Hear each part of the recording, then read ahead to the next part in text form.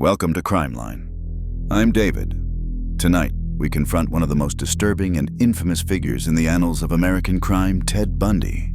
He was handsome, intelligent, and chillingly charismatic. A man who shattered the very image of what a monster could look like. For years during the 1970s, he moved across the United States like a phantom, leaving a trail of terror and a string of unsolved disappearances and brutal murders. Bundy was a master manipulator, luring his victims, primarily young women, with elaborate ruses that preyed on their kindness and trust. His methods were as varied as they were cruel, and his ability to evade capture, even escaping custody twice, added to his terrifying legend. He confessed to at least 30 murders, but the true number of lives he destroyed may never be known. Join us on Crimeline as we delve into the dark psyche of Ted Bundy, from his seemingly normal upbringing to his reign of terror across multiple states, the desperate manhunts, his sensational trials, and the haunting legacy he left behind. This is a journey into the heart of darkness, exploring how such evil could exist behind such a charming facade. John Wayne Gacy, Jr. stands as one of the most monstrous figures in the dark annals of American serial homicide. His crimes sending shockwaves not only through his suburban Chicago community, but across the entire nation and beyond. Active primarily between 1972 and his arrest in December 1978, Gacy was responsible for the abduction, torture, sexual assault, and murder of at least 33 teenage boys and young men. The majority of these heinous acts were committed within the confines of his otherwise unremarkable ranch-style house at 8213 West Summerdale Avenue in unincorporated Norwood Park Township, Illinois. What made Gacy's case particularly horrifying and a subject of enduring macabre fascination was the stark, almost unbelievable dichotomy between his public persona and his secret, savage reality. Outwardly, Gacy cultivated the image of a hardworking, affable, and engaged community member.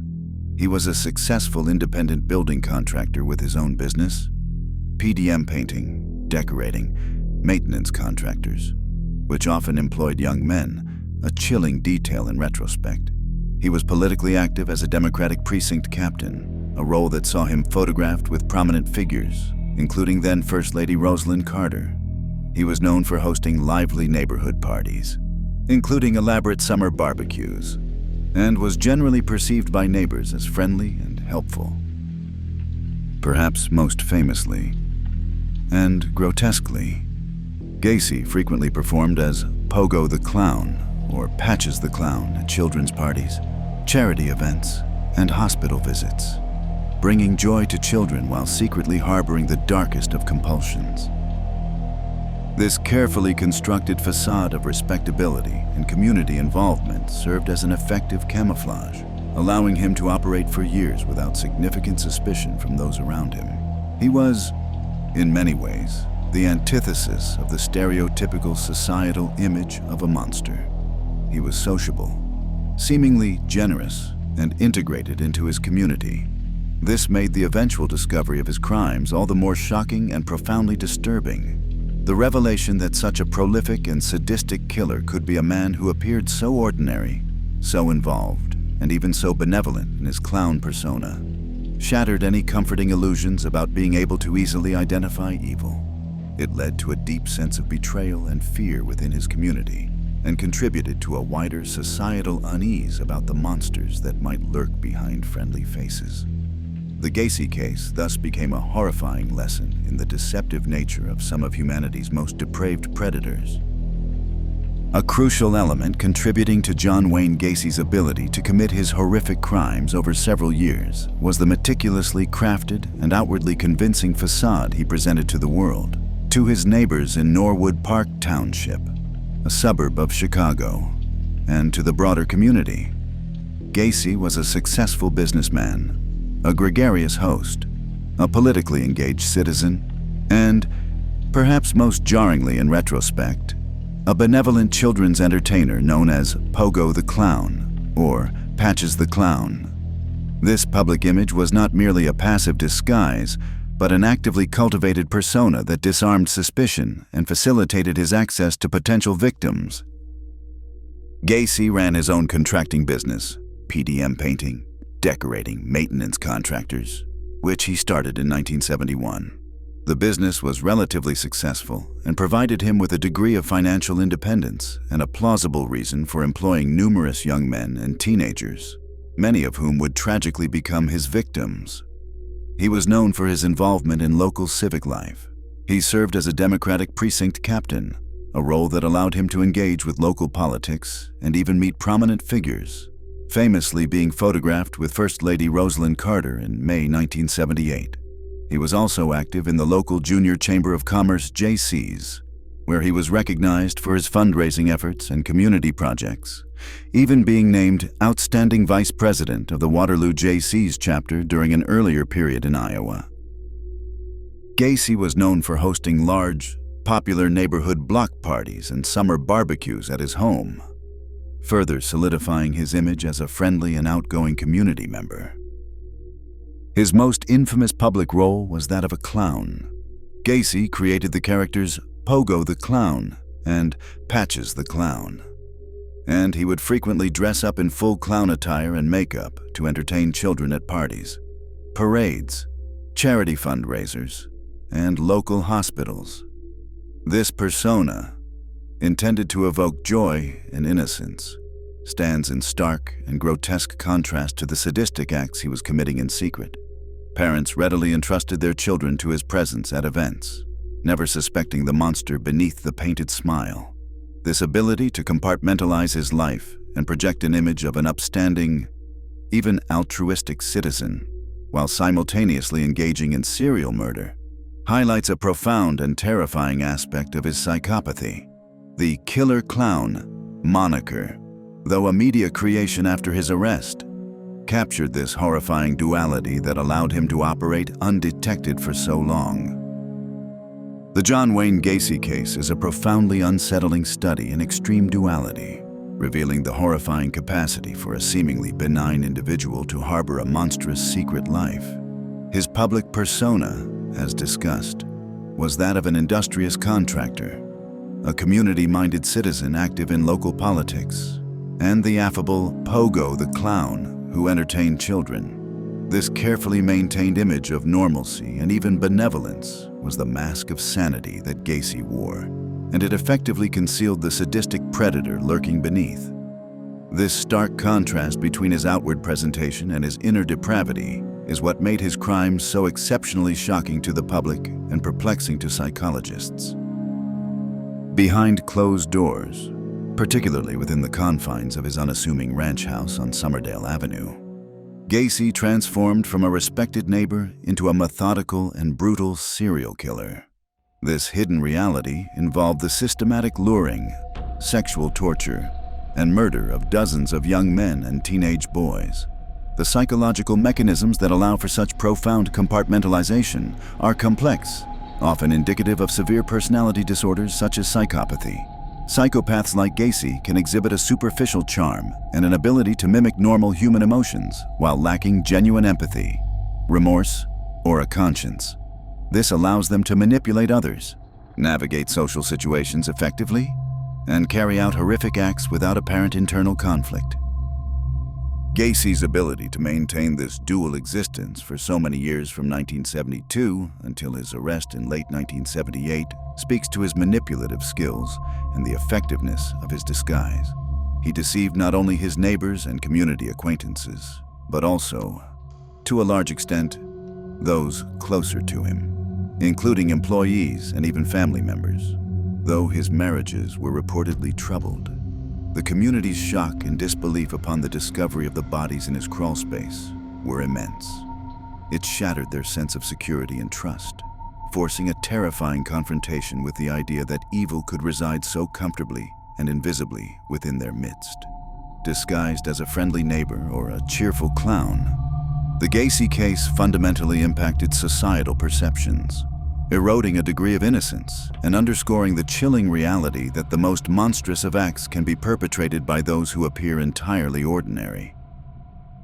John Wayne Gacy's reign of terror resulted in the murders of at least 33 teenage boys and young men, making him one of the most prolific serial killers in American history. This official count is based on the remains recovered from his property and the Des Plaines River, and for which he was ultimately convicted. However, given Gacy's manipulative nature and some ambiguities in his statements, investigators and researchers have long suspected the true number of his victims could be even higher, though 33 is the number for which there was legal accountability. The victims Gacy preyed upon were exclusively male, and they predominantly fell within the age range of early teens to early 20s. The youngest known victim was 14, and the oldest was 21, though the majority were in their mid to late teens. Their backgrounds were varied. Some were employees of Gacy's PDM contracting business, whom he lured under the pretext of discussing work or pay. Others were acquaintances he met through his community activities, or individuals he encountered randomly. A significant number of his victims were runaways, drifters, or young men involved in street hustling in Chicago, demographics that made them particularly vulnerable. Their transient nature often meant their disappearances might not be immediately reported or vigorously investigated, allowing Gacy to continue his crimes for an extended period without raising significant alarm for each individual case. The identification of Gacy's victims was a long and arduous process. When the gruesome discovery was made in his crawl space in December 1978, many of the remains were significantly decomposed, some reduced to skeletons. Initial identifications relied on dental records, personal effects found with the bodies, and comparisons with missing persons reports. However, even after his conviction, several victims remained unidentified for decades. The Cook County Sheriff's Office reopened the investigation into the unidentified victims in 2011, utilizing advancements in DNA technology and forensic genetic genealogy. Through these modern techniques, several more victims have been identified in the years since, bringing a measure of closure to some families, though a few still remain nameless. The sheer number of young lives Gacy extinguished, coupled with the betrayal of trust he often exploited to lure them, underscores the profound tragedy of his crimes. His specific targeting of young males was a clear manifestation of his sadistic sexual predilections and his predatory drive to dominate and destroy those he perceived as vulnerable or accessible. John Wayne Gacy's ability to lure a significant number of young men and teenage boys to his home, where he would ultimately assault and murder them, hinged on a repertoire of deceptive and manipulative tactics. These methods often exploited the victim's youth, their need for employment or money, or their inherent trust in an adult figure who presented himself as helpful or authoritative. Unlike some serial killers who rely solely on brute force for abduction, Gacy frequently employed a degree of psychological grooming and trickery to get his victims into a vulnerable position within the confines of his house. A primary method of luring victims was through offers of employment. As the owner of PDM contractors, Gacy frequently hired young men for construction, painting, and remodeling jobs. This provided a legitimate pretext for him to approach teenagers and young adults, offer them work, often promising good pay, and then invite them to his home to discuss job details, pick up paychecks, or even to socialize after work. Many of his victims were either current or former employees, or individuals seeking such work. This employer-employee dynamic naturally placed Gacy in a position of authority and trust. Beyond job offers, Gacy would also entice victims with promises of money, alcohol, or drugs. He would sometimes approach young men in areas known for hustling or where runaways congregated, offering them a place to stay, a drink, or a small amount of cash in exchange for their company or for minor tasks. His home, with its bar in the basement and a seemingly welcoming atmosphere, at least initially, could appear as a safe haven or an opportunity for an easy score to these often vulnerable individuals. Once a victim was inside his home, Gacy would often employ further deception to gain control. A notorious example is his handcuff trick. He would sometimes claim to be proficient in magic, or to have an interest in law enforcement paraphernalia, and would persuade the victim to put on handcuffs, often under the guise of demonstrating a trick or showing them how they worked. Once the victim was cuffed, their ability to resist was severely compromised. In other instances, he might simply overpower them once they were isolated, or ply them with alcohol or drugs to lower their inhibitions and physical capacity to fight back. The sophistication in his luring methods lay in his ability to identify and exploit the specific vulnerabilities and desires of his target demographic, using his established community persona or offers of work and reward to draw them into his meticulously prepared fatal trap. Once John Wayne Gacy had successfully lured his victims into his home and gained a measure of their trust or lowered their guard, he would employ various methods to overpower and restrain them before subjecting them to sexual assault and murder. One of his signature techniques, often referred to as the rope trick, was a deceptive and brutal method of incapacitation. Gacy would typically show the victim a piece of rope and demonstrate how to tie a knot or a type of tourniquet, sometimes on himself first. He would then persuade the victim to let him demonstrate it on them, often by applying the rope around their neck or wrists. Once the rope was in place, he could quickly tighten it, using it as a ligature to control, subdue, and ultimately strangle them. This trick played on a sense of curiosity or participation, turning a seemingly harmless demonstration into a deadly trap.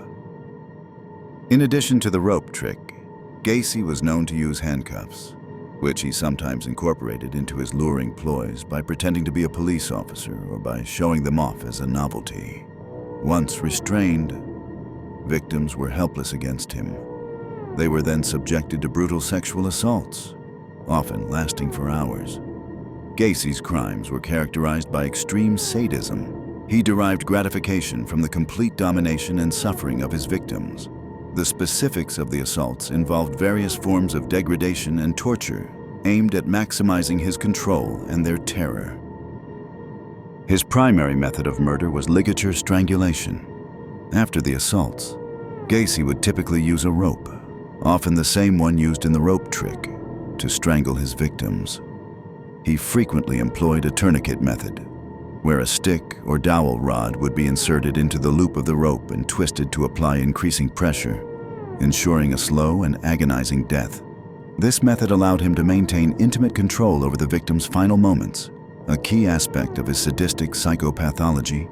In some instances, he would also stuff cloth or other items into the victims' mouths, possibly to stifle their screams or as an additional act of violation. The systematic and ritualistic nature of these acts, the luring, the deceptive tricks, the prolonged assaults, and the controlled method of killing all point to a highly organized and deeply disturbed predator who meticulously planned and executed his crimes to fulfill his violent sexual fantasies. John Wayne Gacy's modest, single-story ranch-style house at 8213 West Summerdale Avenue in unincorporated Norwood Park Township, a quiet suburb near Chicago's O'Hare International Airport, became the epicenter of one of America's most horrifying serial murder cases. Externally, the house appeared entirely ordinary, blending seamlessly into its middle-class neighborhood. It was within these unassuming walls, however, that Gacy committed the vast majority of his at least 33 murders between 1972 and 1978. This stark contrast between the mundane facade of suburban life and the unimaginable atrocities occurring within made the eventual revelations all the more shocking and disturbing to the public. Gacy purchased the house in 1971 with financial assistance from his mother, and it soon became the primary stage for his predatory activities. He utilized various parts of the home to lure, deceive, assault, and ultimately murder his young male victims. His garage was reportedly a place where he sometimes brought victims, and his recreation room, complete with a tiki-style bar, might have initially presented a welcoming space for socializing before his sinister intentions became clear. The psychological significance of committing these crimes within his own home speaks to his desire for complete control over his environment and his victims.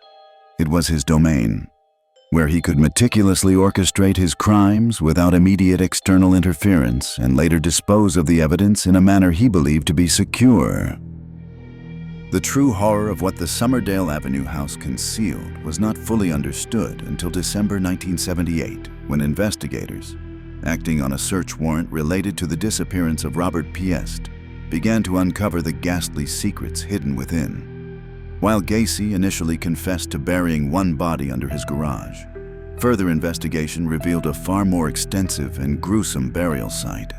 The most infamous part of the house became its foul-smelling, narrow crawl space beneath the floors, where the remains of 26 young men were eventually exhumed. 3 other victims were found buried elsewhere on his property. The house at 8213 West Somerdale Avenue became a notorious landmark, a house of horrors in the public imagination. Due to its horrific association and the extensive damage caused during the exhumation process, the house was demolished in April 1979, just a few months after Gacy's arrest. The land remained vacant for several years before a new home. With a different address, A215 West Somerdale was built on the lot in 1986. Despite the demolition, the stigma of the location has persisted for decades. The most gruesome and infamous aspect of John Wayne Gacy's crimes was his method of disposing of the majority of his victims, burying them in the cramped, dark crawl space beneath his own home at 8213 West Somerdale Avenue. This hidden charnel house was discovered in December 1978 during the police investigation into the disappearance of 15-year-old Robert Piest, Gacy's last known victim. The discovery transformed a seemingly ordinary suburban house into a national symbol of horror. After Gacy became the prime suspect in Piest's disappearance and during intensive police surveillance and questioning, he eventually began to confess, revealing that he had buried bodies on his property. Investigators, armed with search warrants, started the grim task of excavating the crawl space. What they found was beyond comprehension. A mass grave containing the decomposing remains of numerous young men and teenage boys. The crawl space itself was a low, narrow, and dirt-floored area, difficult to access and work in. Gacy had dug trenches and buried his victims in close proximity, often one on top of another or side by side, in various states of decomposition. Some bodies were encased in plastic sheeting, and Gacy had reportedly used lime in an attempt to hasten decomposition and control the overwhelming odor of decay, which had, at times, been noticed by visitors and even his second wife. In total, the remains of 26 victims were exhumed from the crawl space. The painstaking process of recovery took several days, as investigators carefully unearthed each body, working in horrific conditions. The sheer number of victims found in such a confined space, literally beneath the feet of Gacy as he went about his daily life, was a chilling testament to his depravity and his ability to compartmentalize his monstrous acts. He had lived above his victims for years, hosting parties, entertaining guests, and carrying on his business, all while his gruesome secrets lay just inches below the floorboards. The psychological implications of Gacy choosing his own home, and specifically the crawl space, as a burial ground are profound. It suggests a desire to keep his victims close, a form of continued possession and control even after their deaths. It also speaks to a chilling level of organization and a complete lack of remorse or respect for human life.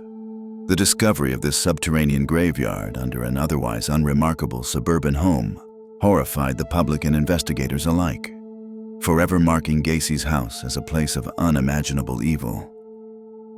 While the horrific crawl space beneath John Wayne Gacy's house served as the primary burial site for the majority of his victims, it was not the only location where he disposed of their remains.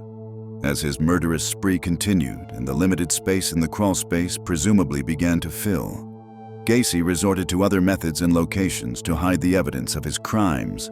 This variation in disposal methods demonstrates a degree of adaptability, albeit grim, and possibly reflects an increasing urgency or a changing risk assessment on his part.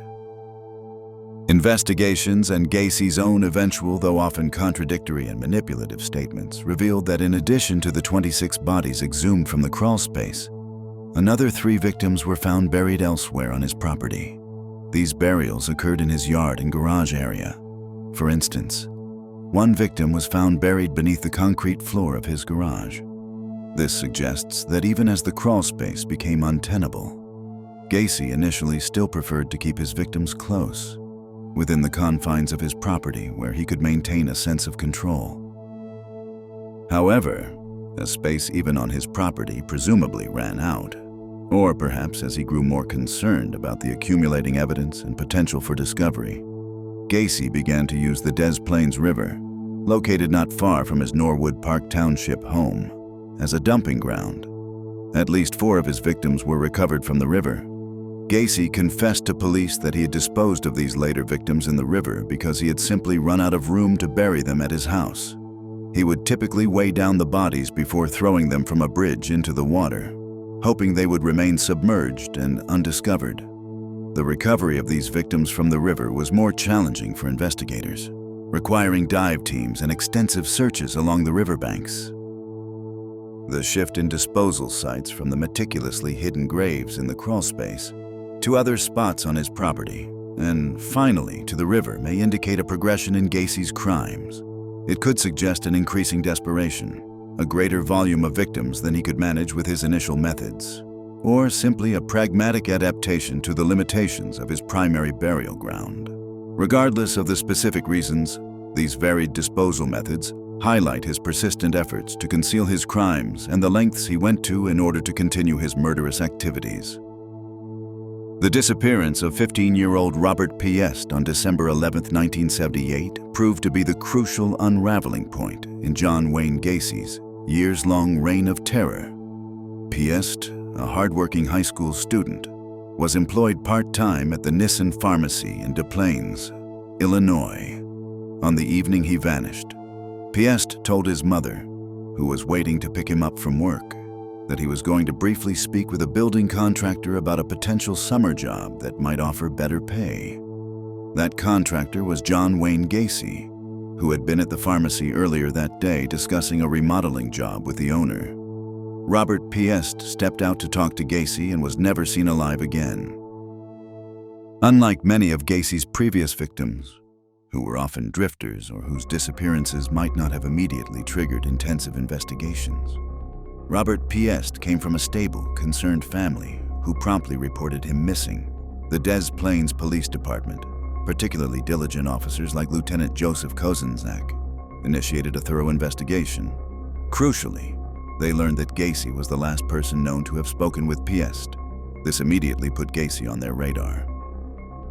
Initial interactions with Gacy raised suspicions. He was known in the community, and his contracting business provided a plausible reason for offering a young man a job. However, as police delved into Gacy's background, they uncovered his prior conviction in Iowa in 1968 for sodomy involving a teenage boy.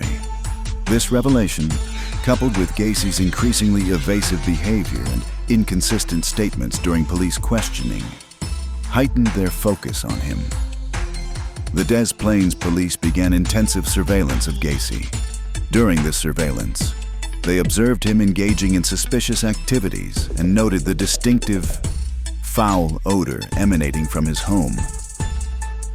The police work in the Piest case was tenacious. They meticulously gathered information, leading them to obtain search warrants for Gacy's house at 8213 West Summerdale Avenue. The first search, on December 13, 1978, yielded incriminating items, including a receipt from the Nissan Pharmacy related to film Piest's co-worker had asked him to hold, and items belonging to other missing young men. Although the full horror was not yet uncovered, the evidence was mounting. It was the relentless pursuit by the Des Plaines police, triggered by the disappearance of Robert Piest, that directly led to the subsequent searches. Gacy's confession under pressure and the horrifying discovery of the mass grave beneath his house, finally bringing his murderous spree to an end. Piest became known as Gacy's 33rd and final victim. John Wayne Gacy was arrested on December 21, 1978, after a week of intense police surveillance and initial searches of his home, which had already begun to uncover incriminating evidence related to missing persons. The formal arrest marked the beginning of the end for one of America's most prolific serial killers, and the subsequent revelations about the horrors within his house sent shockwaves of disbelief and revulsion throughout the Chicago area and the nation. The media coverage was immediate and intense, as the public struggled to reconcile the image of Gacy as a community member and children's clown with the gruesome reality of his crimes. Gacy's trial began on February 6, 1980, in Chicago, Cook County, Illinois, and it quickly became a media circus, drawing national and international attention. The prosecution, led by William Kunkel, meticulously laid out the evidence against Gacy. This included Gacy's own series of confessions, which he later tried to retract or attribute to an alter ego. The harrowing testimony of investigators who described the exhumation of 29 bodies from his crawl space and property, evidence linking him to the 4 victims found in the Des Plaines River, and forensic evidence. A particularly dramatic moment in the trial occurred when Kunkel, during closing arguments, dropped photographs of each known victim into a mock-up of Gacy's crawlspace trapdoor that had been brought into the courtroom. The core of Gacy's defense strategy, orchestrated by his attorneys Sam Amirante and Robert Mata, was an insanity plea. They argued that Gacy was not legally responsible for his actions due to mental disease or defect. The defense presented psychiatric testimony suggesting Gacy suffered from a form of schizophrenia or a multiple personality disorder, claiming that an alter ego named Jack Hanley might have committed the murders. Gacy himself did not testify during the guilt phase of the trial. The prosecution countered with their own psychiatric experts who testified that Gacy, while exhibiting antisocial personality disorder and sexual sadism, was legally sane and understood the criminality of his actions. They portrayed him as a cunning, manipulative predator who knew exactly what he was doing. Throughout the trial, Gacy's demeanor was often unsettling. He appeared at times detached, and at other times, he reportedly joked or made casual remarks, further disturbing observers. On March 12, 1980, after deliberating for less than 2 hours, the jury rejected the insanity defense and found John Wayne Gacy guilty on all 33 counts of murder. The trial was a landmark case, not only for its scale, but also for its public exploration of the insanity defense in the context of extreme, repetitive violence. During his sensational 1980 trial for 33 counts of murder, John Wayne Gacy's defense team, led by attorneys Sam Amirante and Robert Mata, employed an insanity defense as their primary strategy. Given Gacy's earlier confessions to the police and the overwhelming physical evidence of the bodies found in his home, arguing factual innocence was virtually impossible. Therefore, the defense sought to persuade the jury that Gacy, while responsible for the killings, was not legally culpable due to a severe mental disease or defect that rendered him insane at the times he committed the murders. The core of their argument was that Gacy suffered from a form of mental illness that prevented him from appreciating the criminality of his conduct or from conforming his behavior to the requirements of the law. The defense presented testimony from several psychiatrists and psychologists who had examined Gacy. These experts offered various diagnoses, including schizophrenia and, most notably, suggestions of a multiple personality disorder now known as dissociative identity disorder. The defense posited that Gacy had an alter ego, sometimes referred to as Jack Hanley, or Jack, who was the one responsible for the violent acts. They argued that John Gacy, the public figure and businessman, was unaware of or could not control the actions of this dark alternate personality. They also pointed to his troubled childhood, including an abusive father, as contributing to his fractured psyche. The defense aimed to show that Gacy was subject to irresistible impulses or blackouts during which Jack would take over. However, the prosecution, led by William Kunkel, vigorously rebutted the insanity defense. They presented their own expert psychiatric witnesses who testified that while Gacy undoubtedly had a severe antisocial personality disorder and exhibited traits of sexual sadism and psychopathy, he did not meet the legal criteria for insanity. Prosecution experts argued that Gacy was aware of his actions, understood that they were wrong, and was capable of conforming his conduct to the law.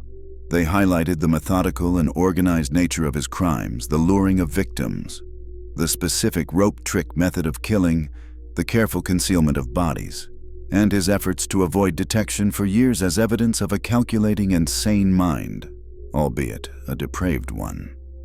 They portrayed the Jack Hanley persona as a fabrication, a desperate attempt by Gacy to evade responsibility.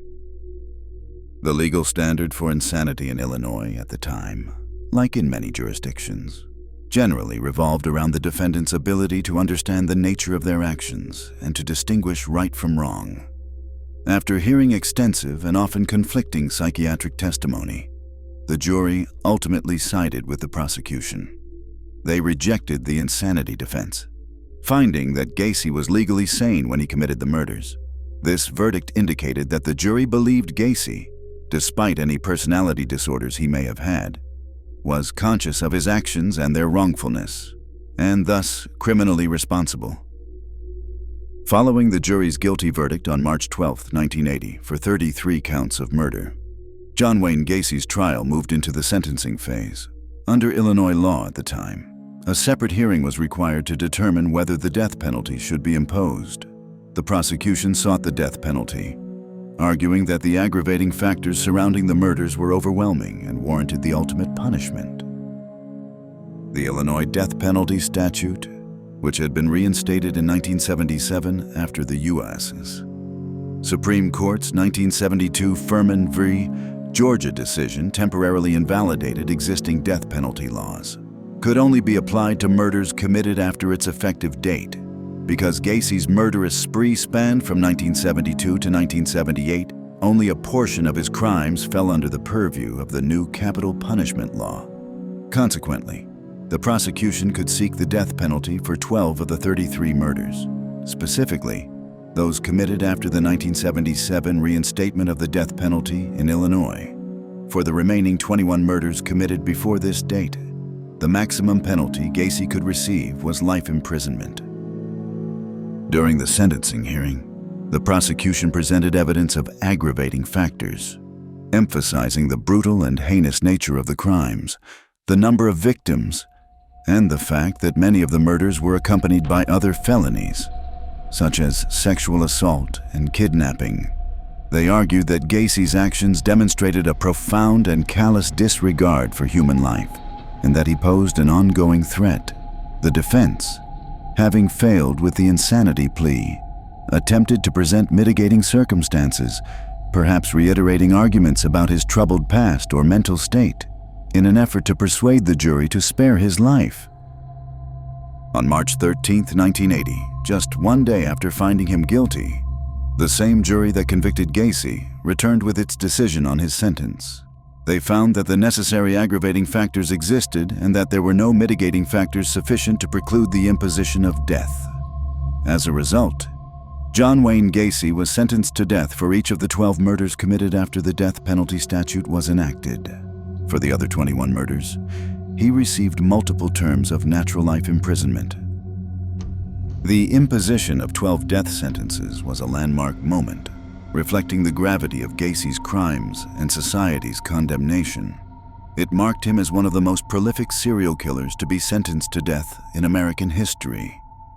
Gacy reportedly showed little emotion upon hearing the sentences. This outcome was seen by many as a just societal response to the unimaginable horror he had inflicted, though it also initiated what would become a lengthy period of appeals.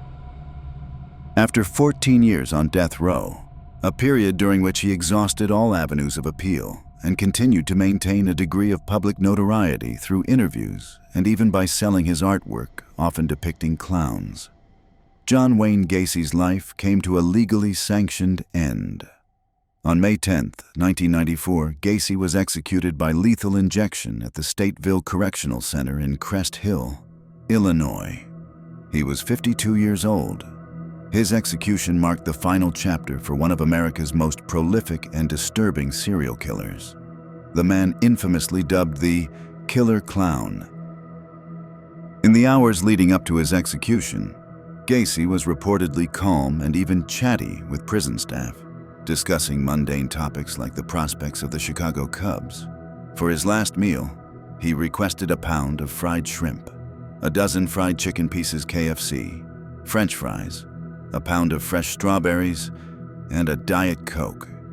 There are conflicting reports about his final words.